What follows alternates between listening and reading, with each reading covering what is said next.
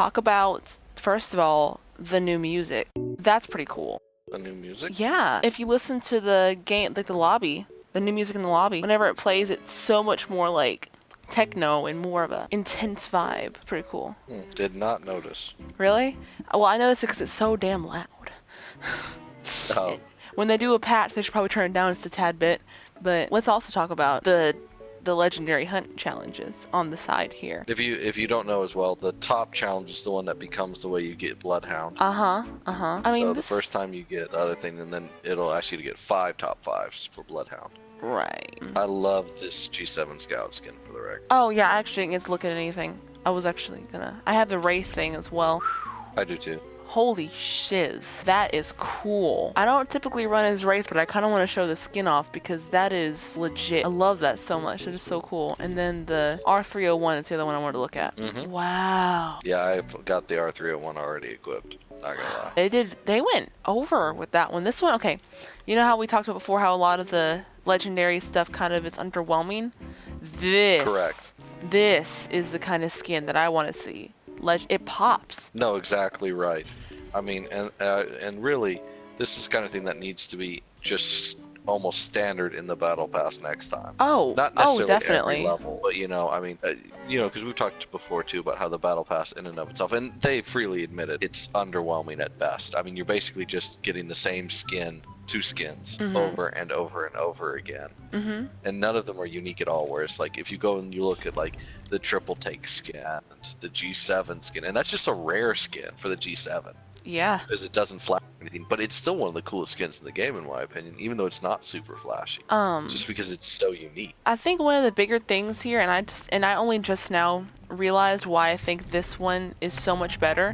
If you go and actually look at it, the colors are out there. They're vibrant. So if you go look at the other like R301 skins, yeah, the colors are like along the lines, but I'm not gonna lie, they're almost realistic. They're not video game cartoony colors. I think one of the reasons why this skin right here is so good is because it is kind of cartoony. But if you look at the scope and stuff, and I'm sure because you've used it already, it doesn't necessarily get in the way of the performance of the gun. It just looks so much nicer. You can't really notice it.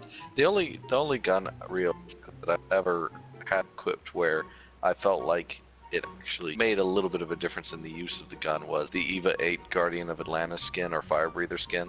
Just because you can actually see the dragon ear wing things in your vision. And I do think that in time they really do need to expand their roster of who gets unique stuff, because like I made a point in the video that I talked about this challenge is that they have a lot of exclusive Wraith stuff. Correct. And Wraith is the only one with an heirloom set right now. Exactly.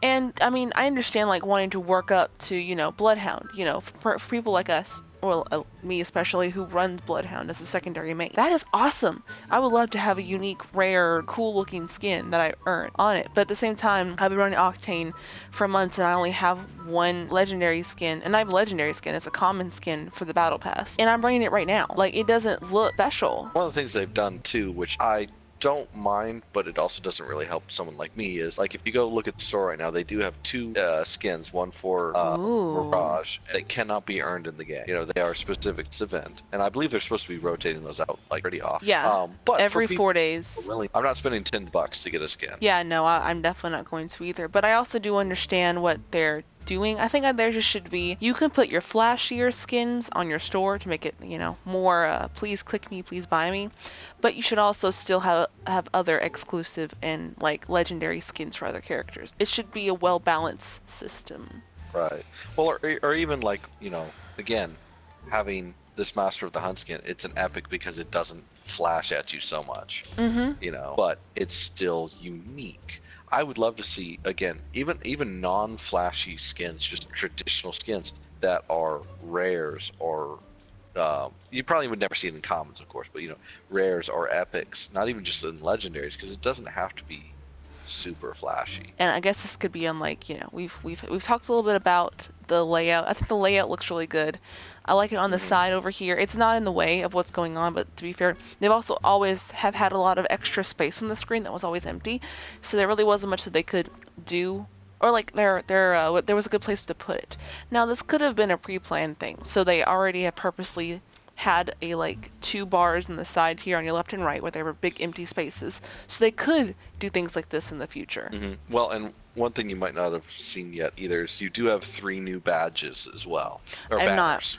I'm not. Badges, yeah, badges. Because you have one for an elite streak, so how long you are able to stay in the top 5. Then there's the elite 888, which good luck getting that one. You have to win 8 games with 8 legends with 8 kills per game. Like, that is hardcore.